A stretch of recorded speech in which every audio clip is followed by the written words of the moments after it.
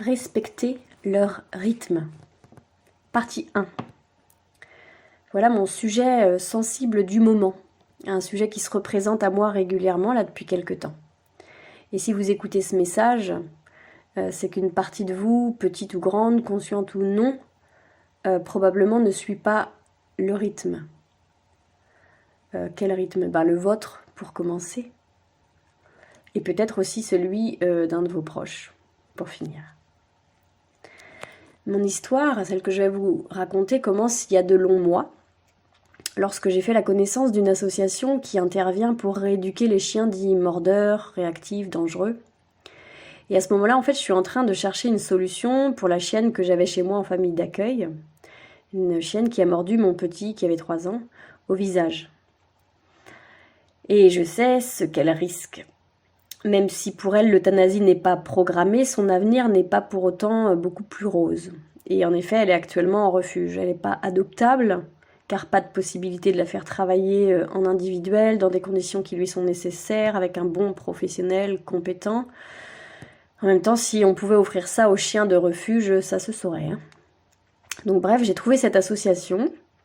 J'ai visité leur page sur les réseaux sociaux et je suis tombée nez à nez avec un toutou dont le film était partagé sur la page. Pour montrer, j'imagine, le avant-après travail de rééducation. Et en fait, j'ai été comme happée par ce chien. C'est comme si juste de le voir, je pouvais l'entendre m'appeler, quoi. Et je suis restée à le regarder plusieurs heures. J'y revenais en fait à plusieurs moments de la journée, plusieurs fois d'affilée. Et en fait, si cette rencontre avait eu lieu quelques mois plus tôt, je crois que j'aurais probablement tenté de travailler avec lui, de forcer entre guillemets le travail avec lui, pour m'assurer que vraiment il se sente pas seul, pour tenter de le comprendre, qu'il se sente compris, voilà, parce que bon, j'avais mes dossiers à moi qui supportaient pas que certaines personnes ou certains êtres vivants sur cette terre puissent être tout seuls dans la souffrance. Mais fort heureusement pour moi, ma cape de sauveuse venait d'être lavée, repassée et rangée au placard. Donc ça ne s'est pas passé comme ça. Et j'ai juste pris quelques minutes avant de m'endormir, plusieurs soirs de suite, pour penser à lui. Juste être présente en fait dans mon cœur, avec lui à distance.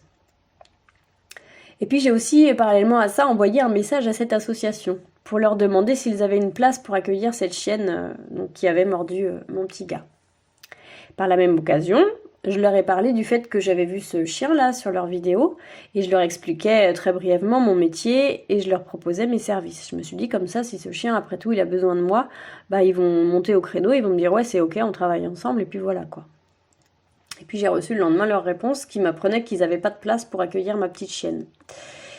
Et rien du tout, aucune réponse par rapport à ma proposition de service. Alors sur le coup, j'étais étonnée. Ma blessure de rejet un peu légèrement réactivée, genre « Oh, mais pourquoi ils veulent pas de moi pourtant je travaille bien, pourquoi est-ce qu'ils me rejettent ?» Enfin, voilà. Et puis, aussi quand même étonnée qu'ils me répondent pas au moins juste « Non, merci », quoi.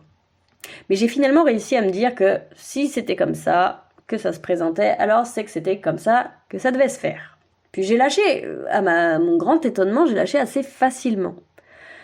Et je pense que ce qui m'y a aidé à ce moment-là, c'était en fait de sentir, là, à travers les quelques connexions du soir que j'avais avec ce chien, qu'il n'avait peut-être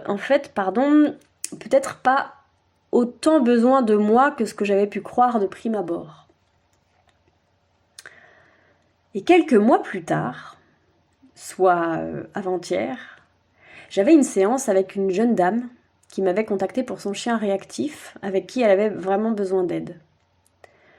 Lorsqu'elle a commencé à m'expliquer la situation, que ce chien venait d'une association, qu'il avait un passé de chien maltraité, négligé, que l'association avait travaillé pour le rééduquer mais que c'était pas encore ça, j'ai de suite été comme catapultée dans le passé. Là, dans ma tête, j'étais en face de mon écran quand j'étais en train de regarder ce chien derrière mon écran sur la page Facebook de cette association. Et je me disais, putain, je suis sûre, c'est cette association. Mais j'arrivais plus à me souvenir du nom de l'asso. Donc, entre deux infos, je me suis permis de demander à ma cliente quel était le nom de l'association qui lui avait confié ce chien. Et il s'agissait bien de cette association. À l'autre bout de la France, là. Cette association qui s'appelle In Dog We Trust, et que j'avais vraiment trouvé chouette, alors sans les connaître, hein, vraiment, je connais pas les gens qui y travaillent et tout ça, mais l'idée vraiment me plaisait de pouvoir aider particulièrement ces chiens au passé douloureux et qui sont en fait, somme toute, incompris, quoi. Et qu'on va essayer de rééduquer, mais voilà, c'est pour moi un gros challenge. Et en fait, la suite de l'histoire, c'est que le chien que j'allais du coup accompagner, le chien de ma cliente, celle que j'avais en ligne, et ben c'était pas celui de la vidéo. Fin de l'histoire. Hein, quoi? Pourquoi qu'elle nous fait un article sur ça, Sabrina, là? C'est où le truc à comprendre? On attend la synchronicité de ouf, où on sait que tout l'univers nous rejoint, que les anges sont avec nous, tout ça. Mais si, je vous assure. C'est très bien que ce soit pas le chien que j'avais vu sur la vidéo, sinon ça aurait été trop gros et vous seriez dit non mais c'est pas possible, c'est un truc de fou. J'en ai souvent des trucs gros comme ça qui arrivent quand même, hein, que j'aime bien partager d'ailleurs. Mais là c'était pas ça. Le chien que j'allais accompagner ce matin, c'était pas celui que j'avais vu lors de la vidéo en fait. En fait c'était juste pour vous montrer tout ce qu'il y a en backstage entre guillemets, tout ce qu'on voit pas. Parce que moi si j'avais forcé là pour faire ce soin à ce chien, celui que j'avais vu en photo, ce que j'aurais très bien pu faire hein, il y a quelques années de ça. Ben moi, je serais pas allée vers le bon toutou. Peut-être que ce chien aussi, il avait besoin de mon aide après tout, hein, mais peut-être pas tout de suite. Et peut-être aussi d'ailleurs qu'il voulait faire passer son copain en premier, hein, genre vas-y toi d'abord, hein, on sait jamais comment il travaille celle-là. Mais si, je vous assure que ça m'est arrivé en plus déjà. C'était pas avec un chien, c'était pas exactement comme ça, mais en gros on fait une séance d'essai, hein. On voit comment ça se passe, bon ça se passe bien, ok je veux bien donner suite. Bon bref, peut-être aussi que l'asso, elle m'aurait orientée vers le bon chien là, et que j'aurais finalement travaillé avec celui qui a besoin de mon aide, là, celui avec qui je travaille du coup aujourd'hui, mais que ça aurait pas été aussi bien.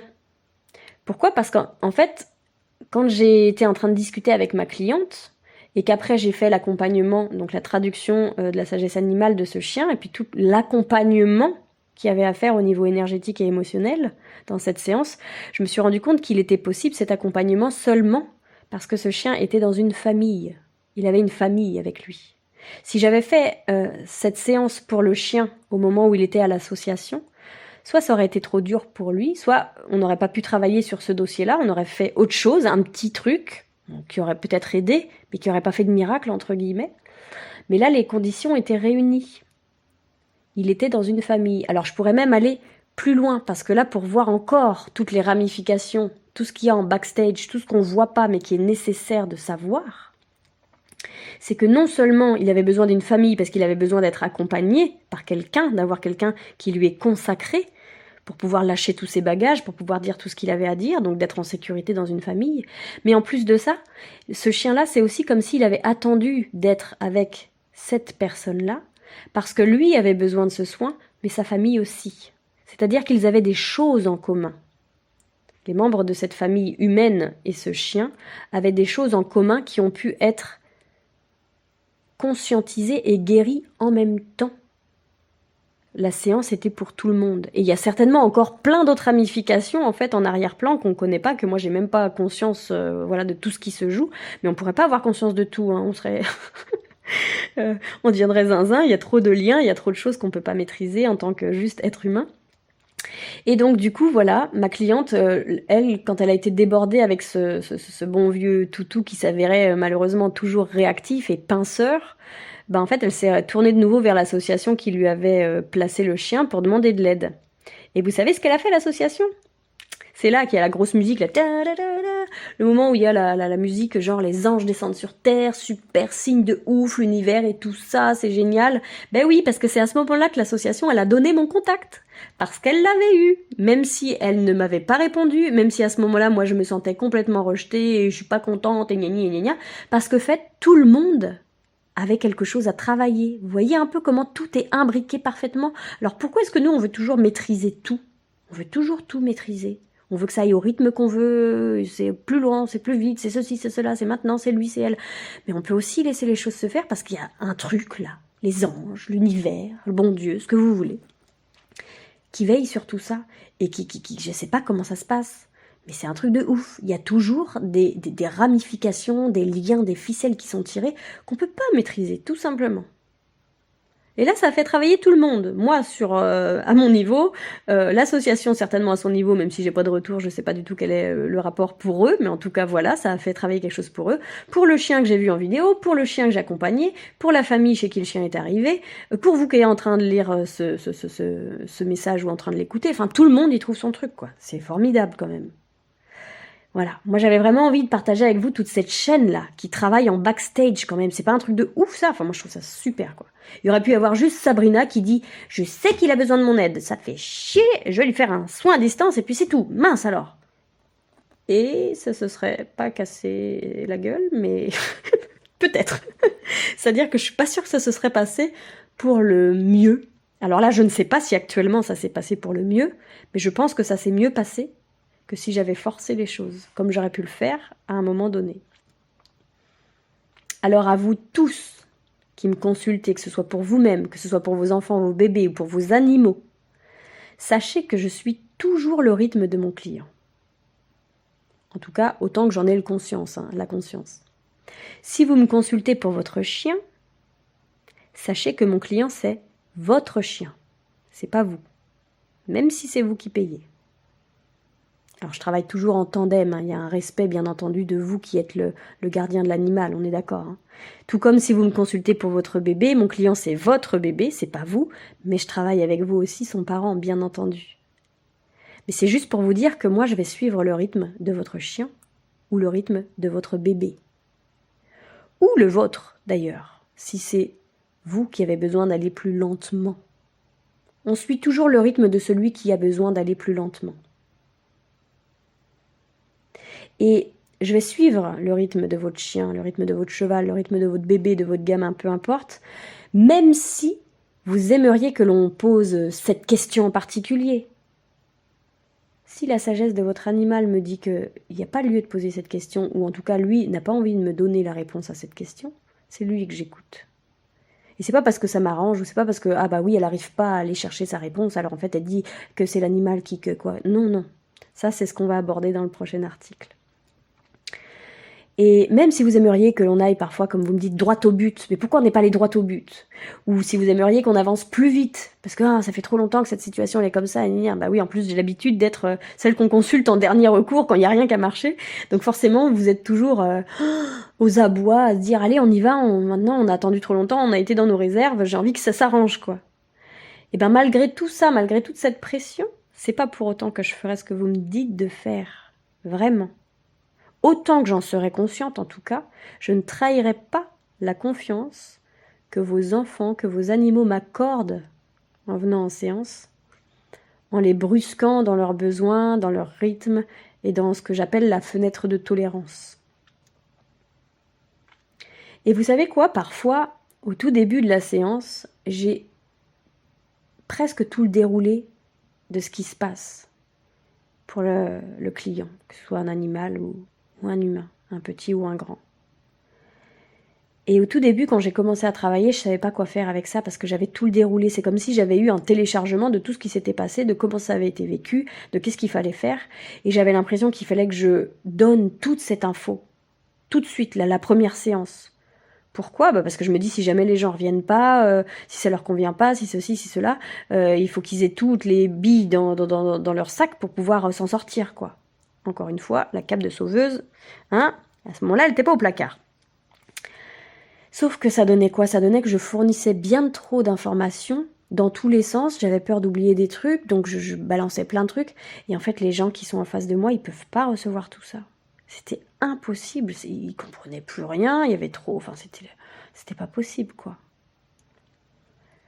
On n'était pas du tout dans la fenêtre de tolérance. Alors là, oui, j'avais les bons téléchargements parce que moi, j'ai toujours eu une facilité, on va dire, pour être en lien avec tout ce monde invisible qui, pour moi, est très visible. Mais c'est pas pour autant que tout doit être donné comme ça, presque vomi à la personne en face. Et puis débrouille-toi avec ça. Donc moi, je vais au rythme qui est le bon pour tout le monde. C'est-à-dire que c'est pas non plus parce que moi, Sabrina, j'ai envie, parce que moi aussi, j'ai des projections, des besoins, des envies personnelles. C'est pas parce que moi, Sabrina, j'ai envie, par exemple, de reconnaissance et que je veux qu'il y ait un miracle dans cette séance, que je vais forcer le rythme, aller plus vite, parce que je sens que la personne va pas revenir, donc il faut que le miracle se passe dans la première séance, ceci, cela. Moi non plus, je ne vais pas suivre mon rythme à moi. Je suis le rythme de mon client. Ça, c'est une promesse que je me suis faite à moi-même depuis quelques années maintenant. Donc, vos besoins, mes besoins, ils seront mis en lumière, mais ce n'est pas eux qui vont dicter ce qu'on fait. C'est vraiment la mise en mots de tout le monde intérieur, de tous les besoins de mes clients. Et c'est ainsi, parfois en ayant vraiment la sensation de ne pas avancer ou d'avancer comme une tortue, que les plus grands pas se font. Bien à vous.